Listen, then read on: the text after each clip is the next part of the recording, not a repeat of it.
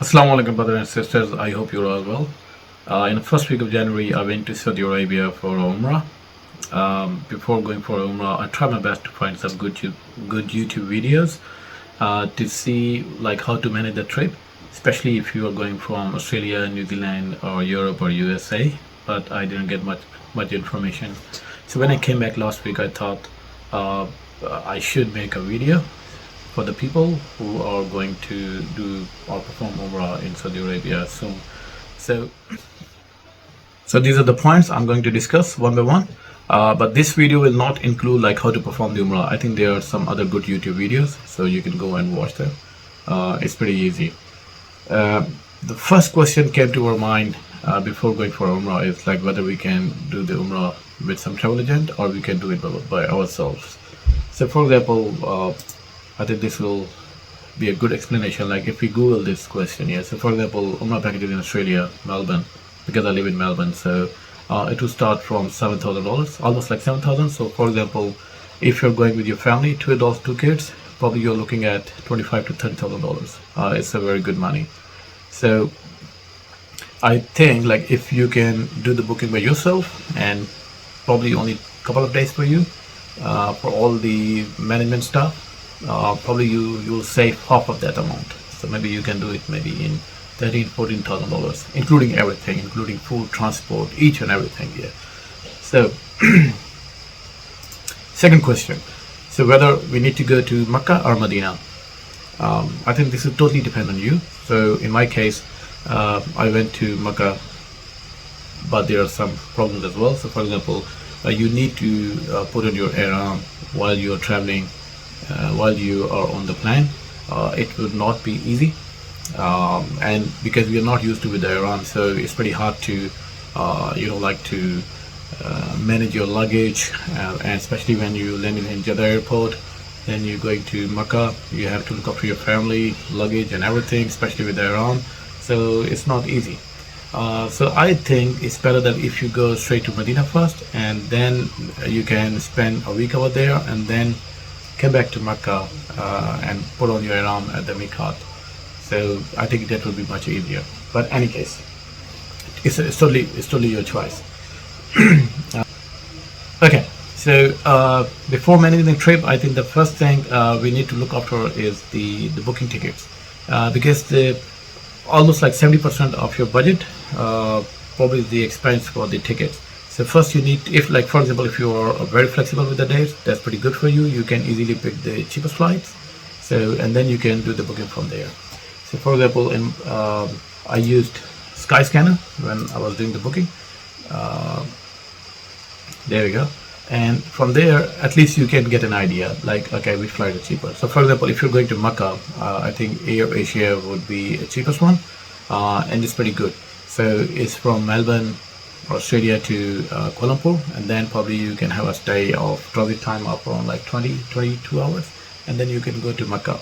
So, but don't be worried about the 18 to 20 hours transit time. I think you can enjoy this time at Malaysia. So I booked the hotel over there, and then I went to the Twin City, the Twin Towers, KLCC. I think it's a pretty good food over there. The kids love it, and you can easily just spend the day over there. So it's a very good experience in Malaysia.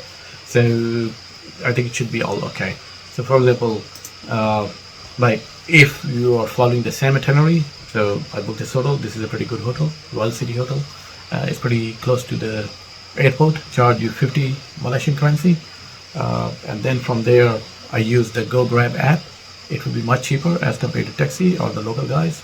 And you can go probably 70 or 80 ringgit, go to the city, have some good food, enjoy the evening over there, and then come back to the hotel, and then come back to the airport at night. So I think it should not be a problem. So anyways, so from there, Skyscanner, you'll book the tickets, but do not book straight from the Skyscanner. You can get the information and then do the booking from the official airline websites. That will be much easier for you when you go to the airport, because if you book from the Skyscanner, because Skyscanner is picking the tickets from a third party, So at the airport, it took some time, to find out like where's the ticket number and blah and blah blah. So it's better that you can get the information from this website and go to their website, the airline website, and do the booking from there. It will be much better compared to booking from Skyscanner or some other third-party platforms. Okay. The next thing is about the visa. So for the visa, you can simply go to the nusik.sa, nusuk.sa. So this is the website. This is the official Saudi Arabian government website where you can apply for the visa. So from there, click apply for a visa. So nationality. So I live in Australia, so I use Australia. And then there are 4 options. So I think it should be the same for USA, Europe, New Zealand, or Australia. So I think it's better that you can apply for e-visa online. Click it, and there's a fee. So it's almost like $130. So for example, if you're going with the family, so you have to pay almost $130 for you, for your wife, and for your kids as well. And then just go and apply online. I think it will be much easier. Maybe it's like 4 or 5 minutes. So you just simply create your own account, passport number, regular passport, nationality. These are the write on these words, and next, and then make your own account, and then apply for a visa in a group. So for example, if you're 4 people, so apply like in a group, and then one by one apply for everyone. It's much easier. So it's only like 5 minutes. So the next most important thing to manage your trip is the hotel bookings. So first go to the Google map. So here's the map. So here you can see the clock tower. So I think it's better that you can live or in this area, these areas close to the clock tower.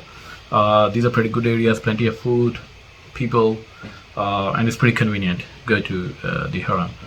I would recommend always live close to the Kaaba, because for example, you can see, for example, for 8 nights, maybe from booking.com, the hotel costs you maybe $2,000. But on the other hand, if you see some hotel there, maybe 10-minute drive from the Kaaba, and probably they offer you $700 or $800. Yeah. But at the end of the day, they are both same. How? I'll explain it. So for example, you need a taxi to go from the hotel to the Kaaba, until unless if they do have a bus service here. So I would definitely not recommend the taxi stuff, because you can see, oh, maybe it's like 15-20 Saudi Riyal, but once you go over there are millions of people and there are few taxis, and then instead of 20 Saudi Riyal, they ask you 70-80 Saudi Riyal, depending on the number of people, or peak time or off time. So and if you say no, they don't care, because there are millions of people waiting in a queue for the taxi, and it's pretty inconvenient. So I think always book the hotel, that hotel which have a bus service, or probably a walking distance to the Haram. So it would be much easier for you to go to the Haram, do your ibadah and the other things, and to avoid the inconveniences, So like this is how you can save almost like $500 to $600 if you're just switching the website. So for example, booking.com, this is the Nawazi Tower Hotel. I booked that hotel when I was in Makkah. It has a very good location, close to the clock tower. Has a bus service every, I think, 15 to 20 minutes, and it was okay. It was good. But for example, if you're living like 5 to 6 days and you're expecting that they do clean your do provide the services, cleaning services every day, so that's not the case. So maybe once you go over there, it's clean, and then the next cleaning is when you're checking out. So do not expect, this is why, because there are like millions of people, many hotels, they don't care about these things. So you have to adjust with those stuff. Okay, so for example, if you book the same hotel from booking.com, same dates from 22nd of March, 30th of March, for example, 2 adults, and you're looking at $3,000 here for 8 nights. But on the other side, if you go to Agoda website, so one of my friends, he recommended me, you can see it's $248 for a night. So maybe for 8 nights, you're looking at $1,800 to $1,900. So in that case, you are saving like $1,000 to $1,200 just switching the websites. So and another good tip, I think that's a very good tip for you as well. So for example, if you are going with a family and you have an infant and probably 3-4 years old guy, so End of the day, the kids are going to sleep with you. So I think you just simply, I think no need to mention the kids, because if you mention the kids, their algorithm, their searching algorithm, they'll give you the hotel with some extra beds, and in that case, the charges will be higher. Once you go over there, nobody cares. They just only care about whether you paid the money. That's it, and they don't have the time, to see like how many people or blah blah blah. This is not like that. So if you go book the room, and now it's your choice. Maybe you're living with 10 or 20 people. They don't care. So I think you just mention your adults. Do not mention your kids, especially in these searching websites.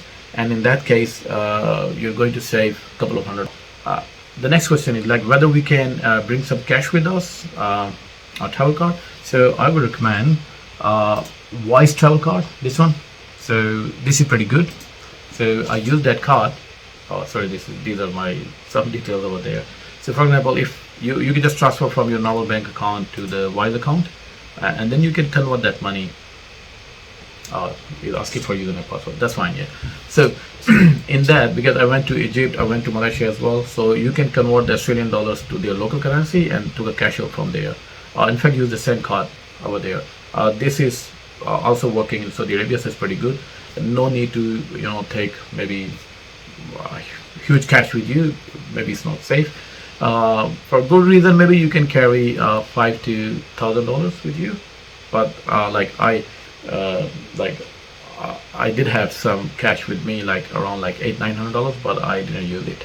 I didn't get a chance to use it. I was using the same card, the Wise card. If you need cash in Saudi Arabia, I just use the Wise to their normal standard ATM, but do not use the ATM at the airport or maybe close to the Haram. Go to the shopping mall and use it.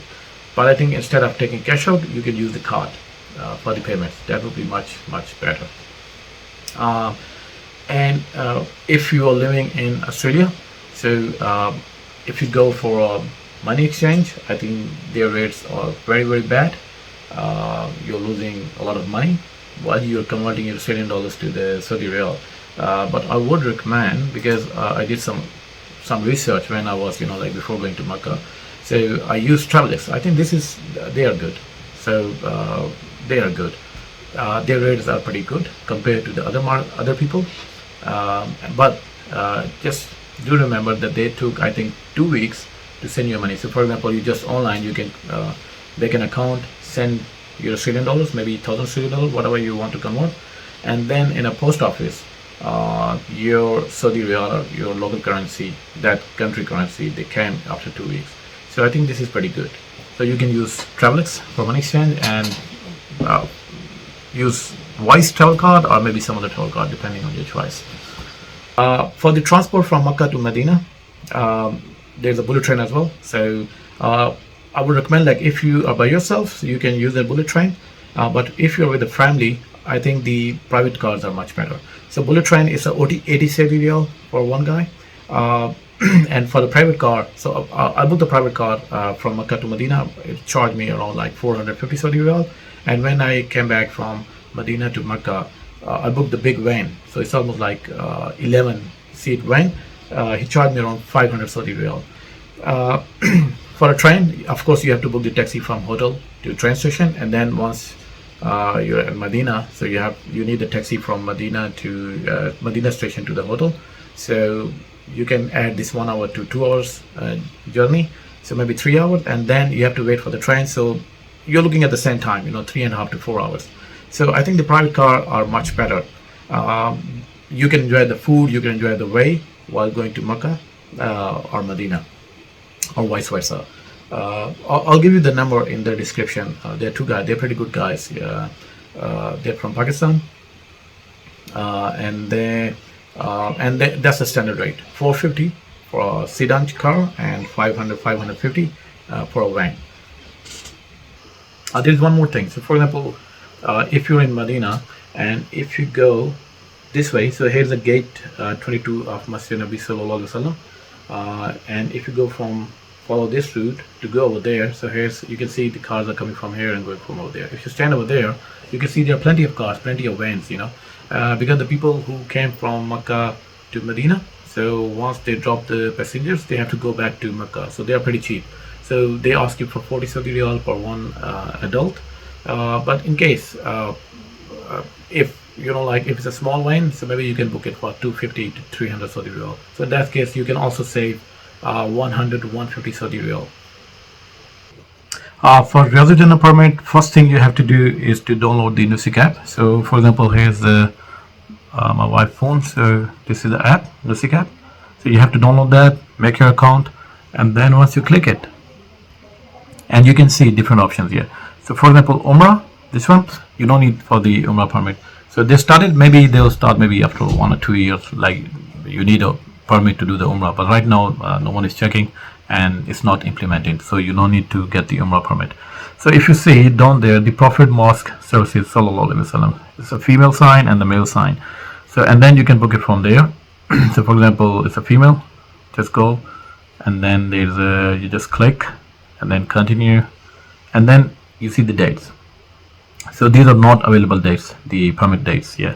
So when I was going to Mecca, I tried my best to get the permit, and I took I tried for 6 weeks here, but I didn't get the permit. So once I go over there, they were a desk near to Riyadh Jannah.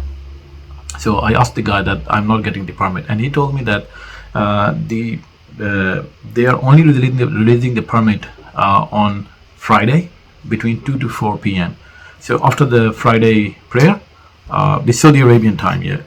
So after between 2 p.m. to 4 p.m.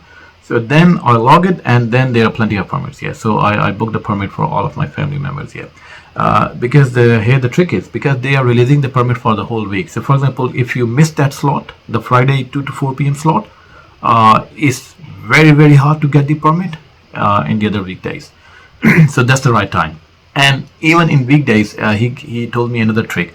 So for example, you have to check the permit, like search the permit around hours. So for example, at 4 p.m., 5 p.m., it's not like you don't need to check at 4:10 p.m. because you're not going to get it. So 4 p.m., 4:30 p.m., 5:30, 6. So and once you're looking for the permit, the ideal time is the same, like 2 p.m. to 4 p.m. on Friday. But other days, so for example, you are doing it, and then you just click the Islamic calendar, the Georgian calendar, like that, and then you'll get the green permit, and you can book it. So for example, if you are with your parents, so probably you'll get the click the wheelchair access. So in that case, you can go with your parents as well. So you can help the parents and get a wheelchair from Medina. I think it's near to gate 22. You can ask someone, and then they'll give you the office address. It's pretty close. It's like a 5-minute walk from there. In a Masjid Nabi, there's a small office, Sallallahu Alaihi Wasallam, and they give you a wheelchair. Another one of the tip is, so if you need some information, always ask the people who are doing the cleaning. So they knew all the stuff. So it will be much easier for you to get the information from them. And the next step is there are a few tips for Makkah and Medina. So I think the first thing, once you land on the airport, to get the SIM. So I bought the STC SIM card. It's 70 Saudi Riyal for, I think it's a Umrah package, maybe 15 days. Probably give me 20 gig of data and 3 hours of international minutes to some specific countries here. But you can use that data. So I think instead of a roaming, you can use their SIM card. So that's the tip number 1. The tip number 2, if you go, if you landed at Jeddah, so the guy will charge you maybe 200 Saudi Riyal going to Mecca, to Haram. And then in a Haram, once you do the Umrah, I think the first thing, once you go over there, you have to decide the emergency meeting point with your family. So for example, in our case, there are washroom outside the Haram. It's like WC2, WC3, WC4. So with the family, you have to decide. So for example, if someone is lost, so he has to come at WC maybe 3. So that's the meeting point. And once you're into the Haram, into the Kaaba, Mitkaf area, you have to decide the gate as well. So for example, if you see from inside to outside, you can see that there are different gates like Al Umrah gate, Kifat gate. So I think the Al Umrah gate is like a brownish type of color on a notice board. So you can signboard, so you can decide with your family. So okay, so this is our meeting point inside the haram, and if we are not there, so then we have to meet at outside, in front of the WC3 or WC4. And with the kids, I think you have to write down your details, your mobile number, and put into his or her pocket. So in case of emergency, if he or she is lost, then someone at least has your number, and he can call you, and then you can decide the location and go pick your kid. For visiting places in Mecca and Medina, I would recommend that hire a private car. They'll charge you 200 Saudi Riyal. It's a standard rate in Mecca and Medina both. And then, but before that, you have to decide like how many places you have to write down, and then how many minutes you have to spend over there. So, like what are the breaks? So maybe 15-minute break, like at that spot, the holiest place, and then maybe 9 or 10 holiest places. So in that case, you can decide on your terms and condition for only 200 Saudi Riyal. And there are plenty of guys they are asking for. You need to go to Ziyarat, and I think that's much better compared to, for example, the double-decker bus in Medina. I think it's called City View bus. So they charge you 200 for a family, but the problem is they ask you like, okay, these are 8 or 9 points. So for example, you go to Ghazwa Uhud, Ghazwa Khandak, Masjid Qiblatain, Masjid Quba, Turkey Museum. But in fact, in practical, don't have the time. Because, for example, if you go to Ghazwa Uhud and spend some time over there, then the next bus maybe take 2 hours wait time, and then you get the next bus. And once you go 3-4 points, then you don't have enough time to go to the other places. But with the private car, I think it's very easy. They knew the area, and that's their job. So you can just go, and they ask you, okay, 20 minutes over there, 20 minutes over there, and because you no need to wait for the in that case you have waiting for the bus, but in this case the guy is with you. So this will be much easier, much convenient for the family to visit the holy places, different holy places. Okay. So thank you very much. I hope you got some good information from me, and keep me in your prayers. Jazakallah khair. Thank you. Assalamu alaikum wa rahmatullah.